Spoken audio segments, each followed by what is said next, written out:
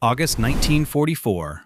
Somewhere over Germany at 25,000 feet, Lieutenant John B. Murphy of the 359th Fighter Group was doing what P-51 pilots did on escort missions, scanning the sky, watching the bombers, watching the horizon, watching for the small, dark specks that meant German fighters were coming. He had done this hundreds of times. He knew what to look for. He knew how a Bf-109 moved, how a FW-190 dived, how much time he had between spotting a threat and reacting to it. He had built his entire understanding of aerial combat on one fundamental truth.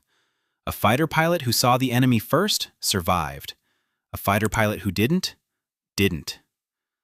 On this particular afternoon, he saw something he had never seen before. Two objects, moving through the bomber formation below him at a speed that his brain refused, for a moment, to accept as real. Not diving. Not in a steep attack run that would explain the velocity. Flying level. Just flying. And covering ground at a rate that made every other aircraft in the sky look like it was standing still. He later described his reaction in 4 words. I was standing still. That was it. That was the entire first impression of the most advanced combat aircraft in the world, delivered by a man who had spent years learning to read the sky. Not the engine sound. The Me-262 was often gone before pilots could identify what they were hearing. Not the silhouette. Just the speed. The incomprehensible speed of an aircraft that had no right to exist in 1944. 2 bombers exploded. Murphy was already moving, pushing his P-51 into a dive, trying to get angles on something that had already passed through the formation and was climbing away at a rate that his Mustang, one of the finest propeller-driven fighters ever built, could not match. He tried anyway. He watched the gap between his aircraft and the German jet grow with every second, and he understood, in the way that combat pilots understand things that happen too fast for conscious thought, that the rules had changed.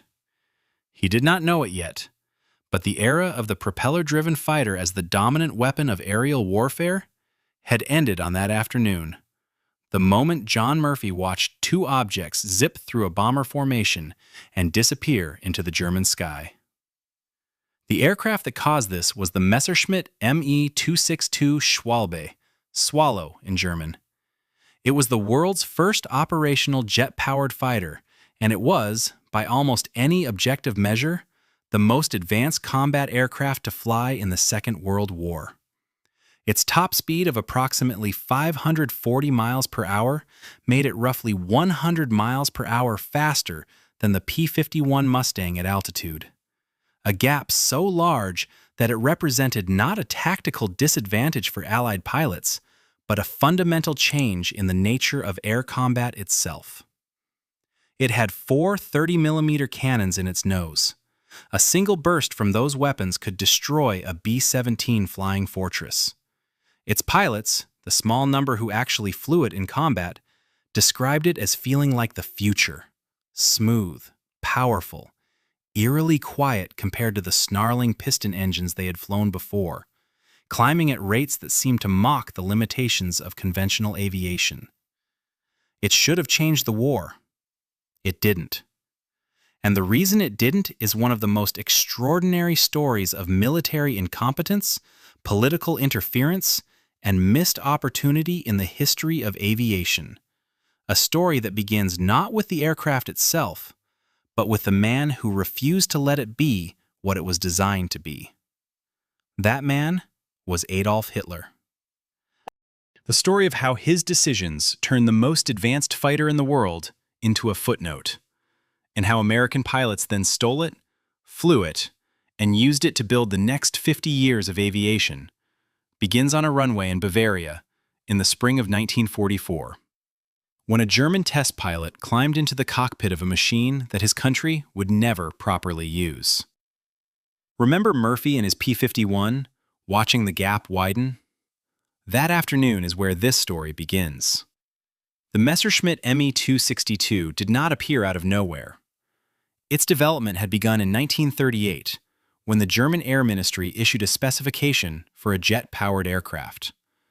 By 1941, a prototype had flown. By 1942, the aircraft was showing performance numbers that made everyone who saw them stop and read them again. The problem was the engines. The Junkers UMO 004 turbojet that powered the Me-262 was a revolutionary piece of engineering, and a deeply unreliable one. Early versions failed regularly. The turbine blades could not handle the temperatures generated at full power for more than a few hours before they cracked or burned through. Pilots learned to handle the throttle with extraordinary care, advancing it slowly, never slamming it forward, because a sudden surge could flame out both engines and leave you gliding toward the German countryside with no way to restart. The engines needed replacement every 25 hours of flight time, sometimes less. For comparison, the Rolls-Royce Merlin engine in the P-51 Mustang was rated for over 1,000 hours between overhauls. These were serious problems, but they were engineering problems, the kind that gets solved given time and resources.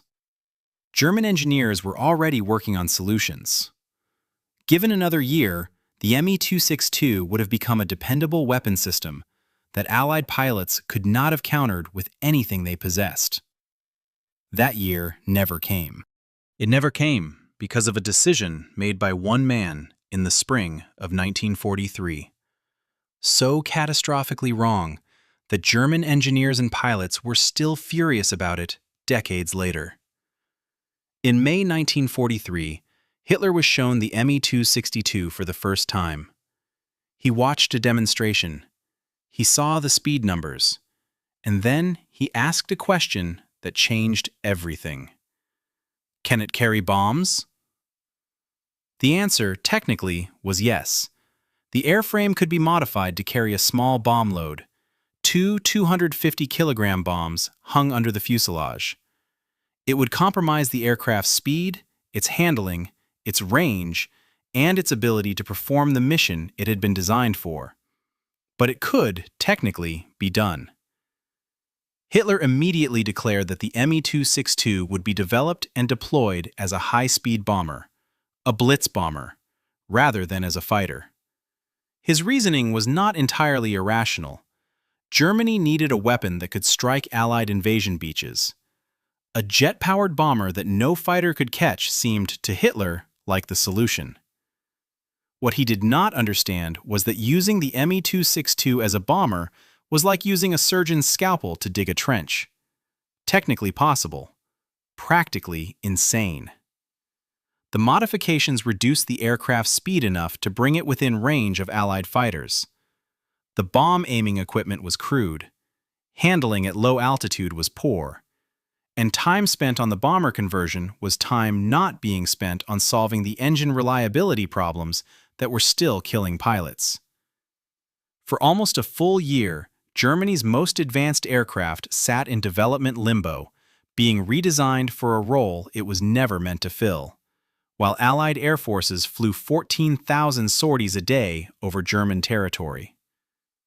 General Adolf Galland, the Luftwaffe's most celebrated fighter pilot, fought Hitler on this decision with everything he had.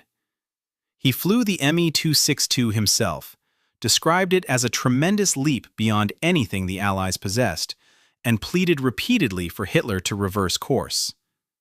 Hitler refused.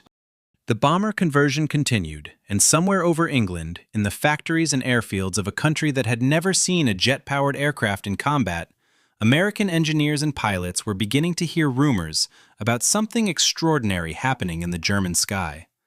Something that moved too fast to be a propeller aircraft. Something that the best fighter pilots in the world said they couldn't catch. Something they were going to need to get their hands on. And they would. By the autumn of 1944, the Me-262 had finally been released for use as a fighter. It had taken Hitler until September to partially reverse his bomber decree, not because he had changed his mind, but because the Allied invasion had already happened, the Blitz bomber had failed to stop it, and the air war had deteriorated beyond concealment. The numbers were catastrophic. In January 1944, the Luftwaffe had lost 1,000 pilots. In February, another 1,000. By the spring, Germany was losing experienced fighter pilots faster than it could train replacements. The men dying were not raw recruits. They were veterans of the Battle of Britain, the backbone of a force that had once dominated European skies. They were being replaced by teenagers with 60 hours of training sent against pilots with thousands of hours. The P-51 Mustang, fitted with the Rolls-Royce Merlin engine in 1943, had changed everything. For the first time, American bombers had fighter escort all the way to their targets deep inside Germany and all the way back. The Mustang could fight the Bf-109 and the FW-190 on equal or better terms at almost any altitude. It was fast, maneuverable, long-ranged, and being produced in numbers that Germany could not begin to match. By the time Hitler allowed the Me-262 to fight as a fighter, the Luftwaffe was already broken. The jets that reached combat units were flown by men who understood immediately what they had. Pilots who had spent years fighting P-51s stepped into the Me-262 cockpit and felt the world shift.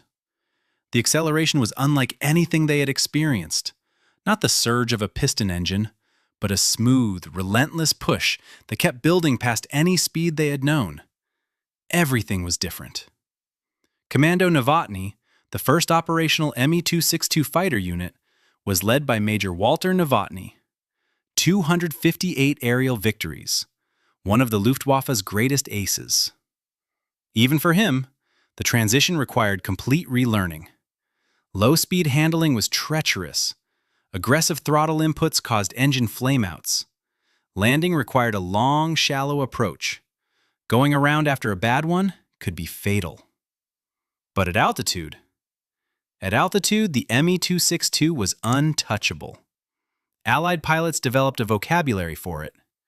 It came out of nowhere. I never had a chance to react. By the time I saw it, it was already gone. If the Me-262 pilot chose to run, there was nothing an Allied pilot could do. The jet was simply faster than anything chasing it. James Finnegan, a P-47 pilot with the 50th Fighter Group, described encountering Me-262s during a bomber escort mission in April 1945. He was leading a flight at 13,000 feet when he saw two jets pass through the bomber formation below him. Two bombers exploded. Finnegan dove immediately, estimated his speed at 550 miles per hour in the dive, and managed to get close enough to hit one of the jets with a brief burst of cannon fire.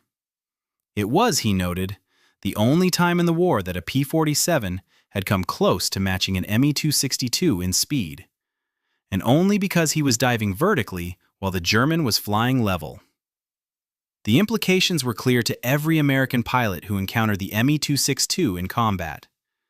If Germany had deployed these aircraft in numbers, if they had been available a year earlier, in the quantities that the production capacity existed to build, the air war over Europe would have looked completely different. The bomber formations that were dismantling the German war machine would have faced a threat they could not counter. The P-51 escorts would have been helpless. The war might have gone differently. This was not speculation. This was arithmetic. And the American pilots who understood it best were not the ones who had fought the Me-262 in the air. They were the ones who were, by the spring of 1945, driving toward Germany in jeeps, with lists of airfields and orders to bring back as many of the jets as they could find. Colonel Harold Watson did not look like a man who was about to change the history of aviation. He was methodical, precise, and deeply unromantic about his work.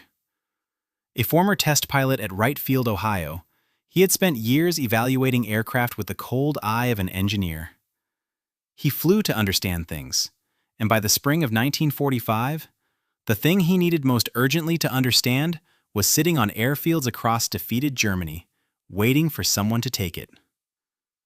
On April 22, 1945, Watson was given formal command of Operation Lusty, Luftwaffe Secret Technology. The mission was straightforward in concept and ferociously difficult in execution. Find Germany's most advanced aircraft, make them flyable, and get them to the United States before the Soviet Union, Britain, or France could claim them, destroy them, or dismantle them for their own programs. The blacklist was Watson's Bible, a document naming every piece of German aviation technology worth acquiring. Aircraft, engines, documents, and the human beings who had built and flown them. At the top, underlined, was the Me-262. Watson assembled pilots, mechanics, and intelligence officers from across the European theater. They became known as Watson's Whizzers, a name that captured exactly what they were being asked to do: move fast, stay ahead of the chaos, and grab things the rest of the world would want badly once it understood what Germany had built. The practical problem was immediate and daunting. Germany in April 1945 was not a functioning country. Roads were bombed, bridges were down. Airfields operational the previous week were rubble. The structures that had organized German life for 12 years were dissolving in real time. Into this environment, Watson sent a small team to Lechfeld, a Luftwaffe airfield near Augsburg in Bavaria, identified from intelligence reports as a likely location for operational Me-262s. The team was led by Lieutenant Colonel Roy Strobell, a P-47 pilot with 79 combat missions in exactly 0 hours in a jet aircraft. Watson walked into Strobell's office, placed a thin folder of technical data on the desk, and gave him his orders. Find the jets. Fix whatever is broken. Fly them out. Strobell read the technical data. The folder contained basic performance figures, a note about throttle sensitivity, and nothing resembling a pilot's handbook. He asked Watson how he was supposed to learn to fly an aircraft he had never seen, using a manual that didn't exist, in a country still technically at war. Watson's answer was characteristically direct. There were German pilots at Lechfeld. Talk to them. The thought of trusting his life to men who had spent the previous 4 years trying to kill him was not, Strobell later noted, immediately comforting. But the war in Europe had ended on May 8, 1945. The men at Lechfeld were no longer enemies in any legal sense. They were defeated soldiers, and several of them, including Messerschmitt's chief test pilot Karl Baur, had knowledge that Watson needed more urgently than any other intelligence asset in Germany. Baur had been captured on April 29th, when Americans overran the Messerschmitt factory in Augsburg. He had logged more hours in the Me-262 than almost any man alive. When officers offered him a choice between a prison camp and cooperation, he made the only rational calculation available. He agreed to help. What happened next is one of the strangest episodes in aviation history. Former enemies working side by side on aircraft one side had built to kill the other. American mechanics learning from German engineers who had spent years hiding those same systems from Allied intelligence. And at the center of it all, a P-47 pilot named Strobell, climbing into a cockpit that made everything he had ever flown feel like a museum piece. Karl Baur's first impression of the Americans was that they were impatient. This was not a criticism. He understood it. The war had been over for less than 2 weeks, and they were operating in a country that was still sorting out the difference between surrender and stability. There were 9 Me-262s at Lechfeld in various states of disrepair, some flyable, some needing work, some requiring parts that would have to be sourced from the Messerschmitt factory in Augsburg, 12 miles away. The Americans wanted them all. They wanted them quickly, and they wanted to fly them themselves. The last part was the one that gave Baur pause. He had trained Luftwaffe pilots on the Me-262 and knew exactly what happened when experienced men, confident in the air, comfortable in their aircraft, made the transition too quickly. The aircraft forgave almost nothing at low speed. The engines responded to throttle inputs with a delay that piston engine pilots consistently underestimated. Landing required a discipline and patience that went against every instinct developed in years of flying aircraft that could be muscled through a bad approach. He had watched good pilots die making mistakes that a proper transition program would have prevented. Now he was being asked to teach those same Americans to fly it. In weeks. with no formal curriculum, no simulators, just a tied-down fuselage as a training aid and whatever he could communicate through interpreters. He began, as he always began, with the engines. The Jumo 004 was not a piston engine. A piston responded to the throttle almost instantaneously. The Jumo 004 needed approximately 30 seconds to spool from idle to full power. In the air, manageable if you planned for it. On final approach, with the runway coming up and speed decaying, 30 seconds was an eternity. Baur drilled this into the Americans with the patience of a man who had seen what happened when the lesson wasn't learned. Slowly, always slowly. Never slam the throttle. If you find yourself too slow, too low, too close to the runway with not enough energy, do not try to go around. You do not have time.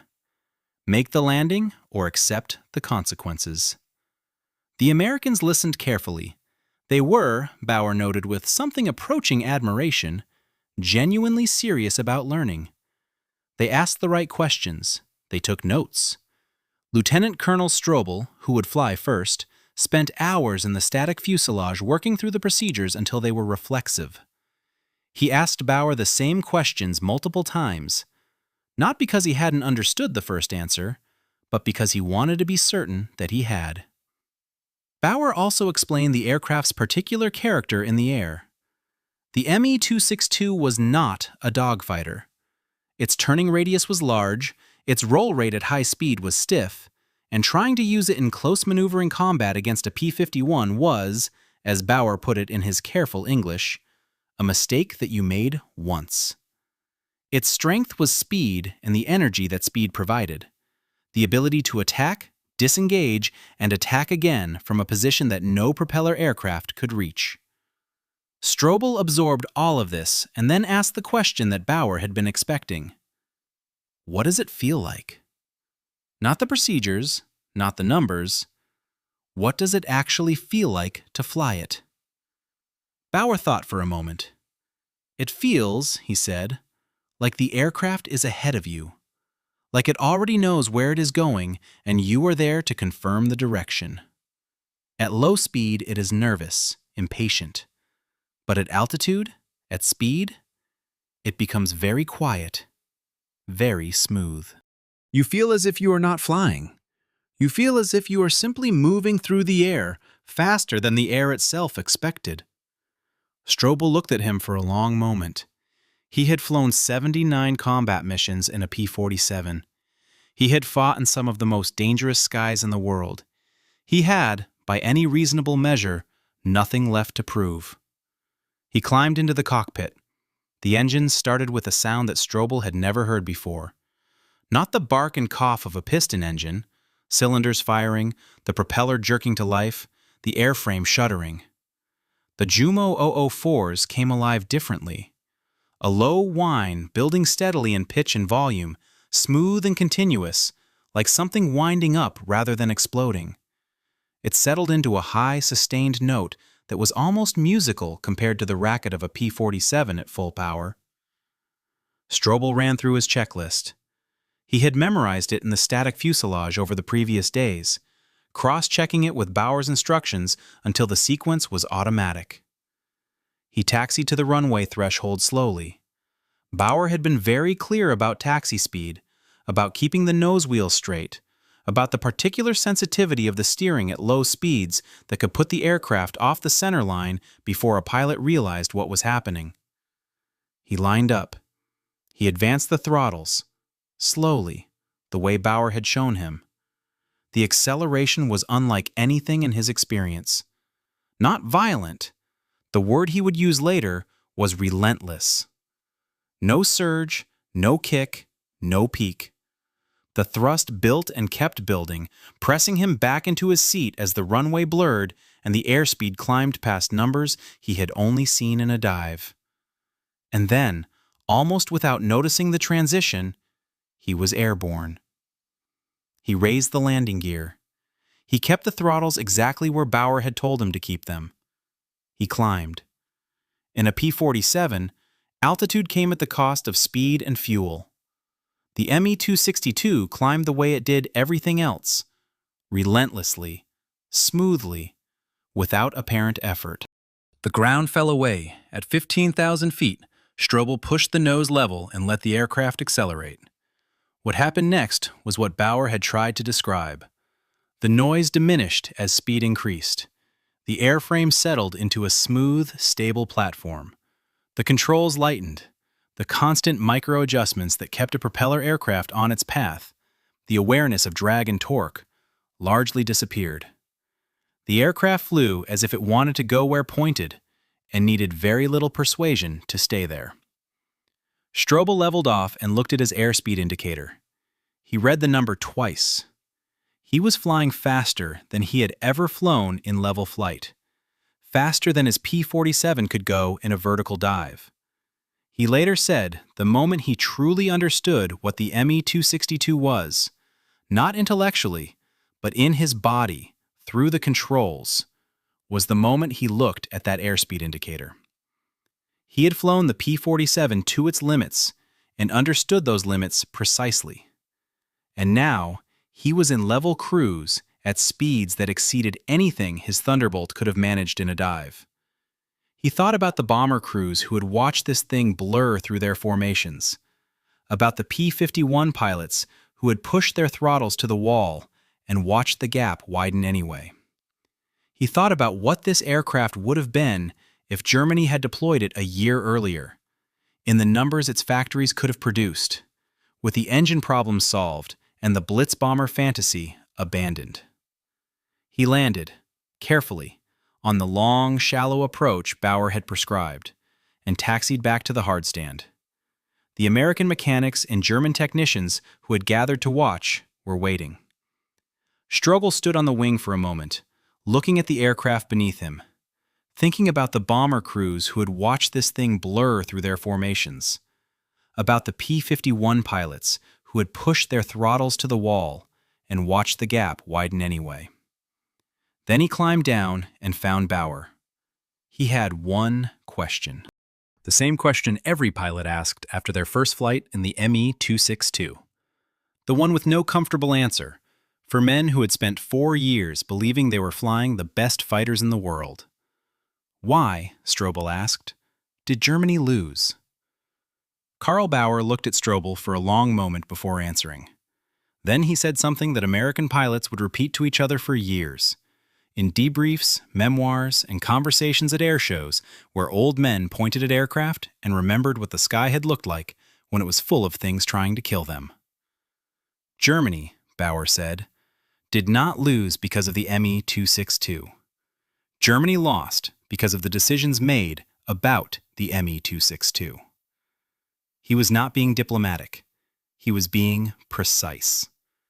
The distinction mattered. It was the key to understanding why the most advanced combat aircraft of the war had destroyed fewer than 150 Allied aircraft in its entire operational career, while Allied fighters had shot down nearly 100 of the jets in return. The arithmetic was humiliating. Over 1,400 Me-262s had been built by the end of the war. Of those, fewer than 300 had ever been operational at the same time. Of those, a significant number were grounded on any given day for maintenance, spare parts shortages, or fuel supply failures. The same Allied bombing campaign that was strangling German industry was also destroying the fuel depots and rail lines that kept the jets flying. On the days when the Me-262s did fly in meaningful numbers, Allied commanders had already developed the counter. Don't try to catch them in the air. Catch them on the ground. Catch them on takeoff and landing, when the jet engines were at their most vulnerable and the pilots had no energy to maneuver. American P-51s circled Luftwaffe airfields at altitude, above the flak, and waited. When an Me-262 appeared on final approach, slow and committed to the runway, the Mustang dived. The speed advantage that made the jet untouchable in the air disappeared entirely at landing speeds. More Me-262s were destroyed in the traffic pattern than in air-to-air combat. It was not elegant, but it worked. Baur explained all of this with the detachment of a man reviewing a case study. The bomber conversion had cost a year. Fuel shortages had cut operational availability. The training pipeline had been unable to produce Me-262 crews fast enough. And over everything was the simple fact that by late 1944, Germany no longer had the industrial capacity, the fuel, or the manpower to fight the kind of air war the Me-262 required. The aircraft was real. The opportunity had been wasted. Strobell listened. Then he asked the question implicit in everything Baur had said. What if the decision in May 1943 had gone the other way? If the Me-262 had been cleared as a fighter immediately, reached units in early 1944 in the numbers the production infrastructure could support? Baur was quiet for a moment. He said he didn't know. Nobody could know. The counterfactual was too large, too dependent on variables no one could quantify. Changing one factor changed others in ways that were impossible to trace. But then he said something else. The most direct answer he gave to any question during the weeks they worked together at Lechfeld. He said, "I know what it felt like to fly this aircraft when Allied bombers were above Germany every day and we could not stop them. And I know what it would have felt like to fly it properly, in numbers, a year earlier. Those are not the same feeling." The second feeling, Baur said, "I believe the men on those bombers would have understood the war differently. Perhaps many more would not have come home." Strobell had flown 79 missions escorting those bombers. He had watched them go down and counted the parachutes, and sometimes stopped counting because there were none. He understood exactly what Baur meant. And he understood something else that would shape everything that followed. Whatever Germany had built, America needed to understand it completely. Not just to know what the enemy had possessed, but to make certain that America possessed it next. On June 27, 1945, General Karl Spaatz wanted a demonstration. Spaatz was the commanding general of the United States Strategic Air Forces in Europe, the man who had overseen the bombing campaign that had helped break German industry and ultimately the German will to continue the war. He was not a man given to sentiment or theater. He had seen enough of both in the previous 4 years. But when his staff told him that Watson's Whizzers had 9 flyable Me-262s at a field in France, he wanted to see what they could do. The demonstration was arranged for Melun-Villaroche Airfield, south of Paris. 3 jets would fly. What happened next had not been planned. Strobell and 2 other Whizzer pilots taxied to the runway in their Me-262s. Women's names painted on the fuselages, a tradition borrowed from the bomber crews and applied to the captured jets with casual American irreverence. 2 jets took off cleanly and began the demonstration. High-speed passes low enough to make the general staff instinctively duck, the Jumo engines shrieking through and fading as the aircraft climbed away. The third had a landing gear problem and returned, its pilot executing a smooth emergency landing. A man who had learned to fly a jet in 3 weeks, handling a malfunction without apparent distress. Spaatz watched the passes, then watched them again. His staff watched his face carefully, the way staff officers always watched a general's face when something unexpected was happening. Then Strobell did something nobody had authorized and nobody had anticipated. He rolled the Me-262 inverted. Not a gentle bank, not a wide, cautious turn within the aircraft's demonstrated envelope. Strobell, a P-47 pilot with 79 missions and a few weeks in a jet, rolled the most advanced combat aircraft in the world inverted over a French airfield in front of the commanding general of American air power in Europe, and pulled through into a loop. It was the first time an American pilot had performed aerobatics in a jet aircraft. The airfield was completely silent. Spaatz said nothing. His staff said nothing. The German pilots and technicians who had gathered to watch said nothing.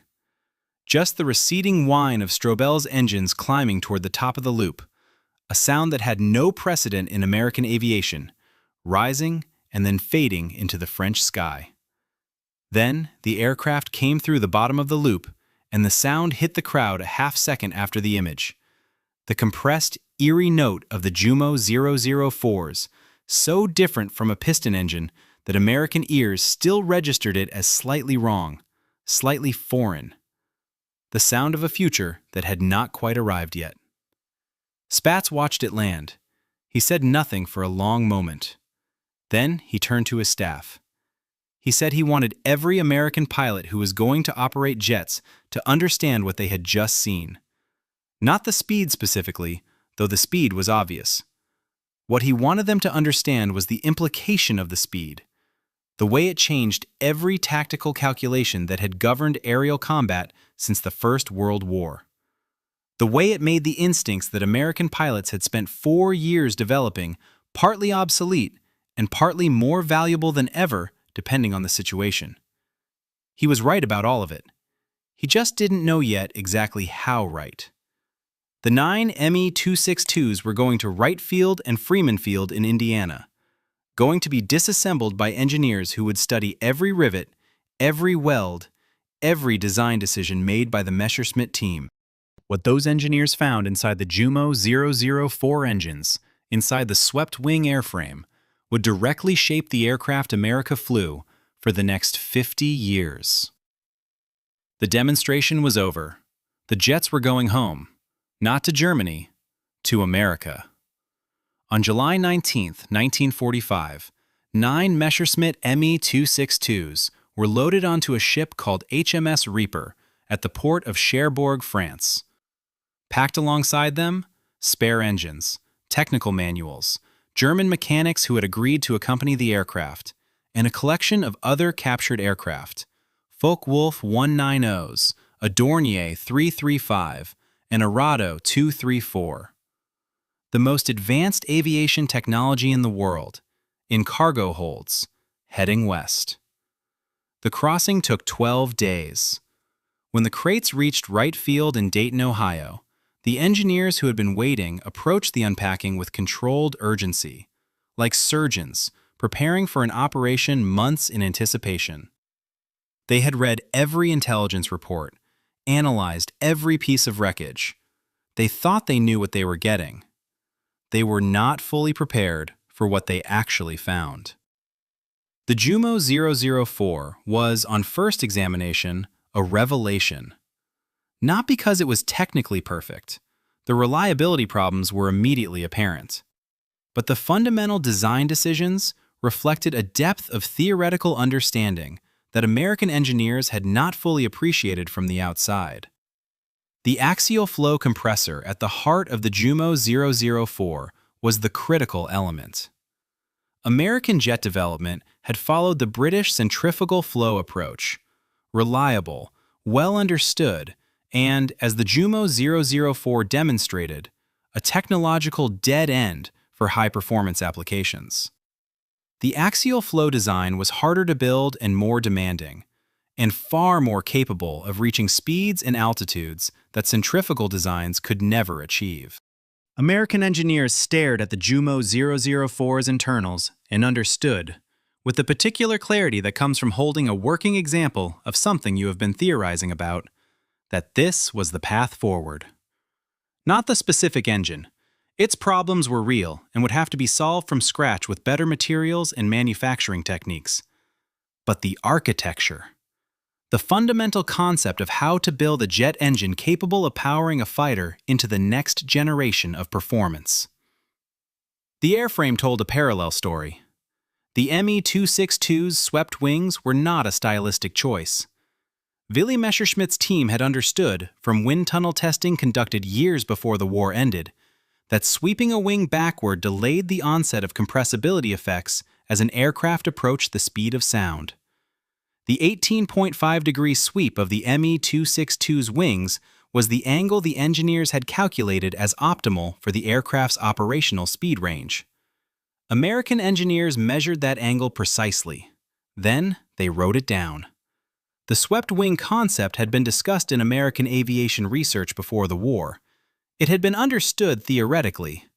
But the Me-262 was the first aircraft to demonstrate it at operational scale, in actual combat conditions, with documented performance data confirming the theoretical predictions. The engineers at Wright Field now had not just a theory, but a proof.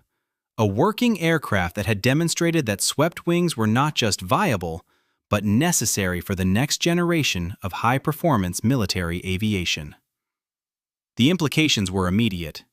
American jet engine development shifted toward axial flow designs. American fighter design began incorporating swept wings as standard. The engineers who disassembled the Me-262 went on to shape the programs that produced the aircraft America would fly through the Korean War and beyond. Germany had built the future. America had taken it apart and figured out how it worked. The F-86 Sabre first flew on May 18, 1947. It looked nothing like the Me-262. Single engine where the German jet had two. Every surface detail, every structural choice was American, designed and built by Americans, reflecting American manufacturing and doctrine. But the wing sweep angle was 35 degrees. North Americans' engineers concluded that the Me-262's 18.5-degree sweep could be pushed further. They calculated 35 degrees as optimum. The same calculation had been made independently by the Soviet engineers designing the MiG-15, who had access to the same German research through their own captured technology program. The F-86 and the MiG-15 would meet over Korea beginning in 1950 in some of the most intense air combat since the Second World War. Both aircraft, from opposing sides of the new Cold War, traced their swept wings to the same source. The wind tunnel data and design philosophy of Willy Messerschmitt's team, working in wartime Germany on an aircraft that their own government had misused and deployed too late to change the war it was designed to fight. Two enemies, one blueprint. Neither knew in those Korean skies that they were both flying the inheritance of the same defeated nation. This is what Watson's Whizzers brought home from Lechfeld. Not just 9 aircraft, not just technical data and German engineers. They brought home the template for the next generation of military aviation. Proof that axial flow engines were the future. Documentation establishing swept wings as standard. And the understanding that the country that grasped these changes first would define the sky for the next generation. Karl Baur returned to Germany in 1946. He had spent months working with American engineers, answering questions, explaining subtleties no manual could convey. Treated with professional respect, not as a prisoner, but as an expert. When he left, he carried the knowledge that the aircraft his country had squandered had not been wasted after all. It had been understood, built upon. Roy Strobell went back to the United States and continued flying. He never flew the Me-262 again. The aircraft were disassembled for study. But he carried the memory of that first solo for the rest of his life. The moment the airspeed indicator showed him a number he had never seen in level flight. He talked about it quietly, precisely, without exaggeration, because the truth was already more remarkable than embellishment could improve. John Murphy lived long enough to see the jets he had been unable to catch become the foundation of the air forces that fought the Cold War. The aircraft that had made him feel like he was standing still became the direct ancestor of everything his country flew for the next 50 years. One example survived. It sits today in the Smithsonian's National Air and Space Museum in Washington, D.C., restored to operational condition, displayed in a gallery where millions of visitors walk past it every year. Most of them without fully understanding what they are looking at. They are looking at the machine that American pilots were told they could not catch, and then caught, stole, flew home, and took apart to find the future inside. Remember Murphy and his P-51, watching the gap widen, understanding that his world had just changed, and that there was nothing he could do to stop the change. Remember Strobell at Lechfeld, reading the airspeed indicator twice because the number didn't seem possible for level flight, reading it a third time to be certain. Remember Baur, the enemy pilot who taught Americans to fly, who chose a cockpit over a prison camp, who gave them something neither side fully understood at the time. Remember the 9 Me-262s that left Lechfeld on the morning of June 10, 1945. Their fuselages painted with women's names, climbing out of Bavaria and heading west, carrying inside them the blueprint for 50 years of American air power. Germany built it. America caught it, stole it, and flew it home. And the sky has never been the same since.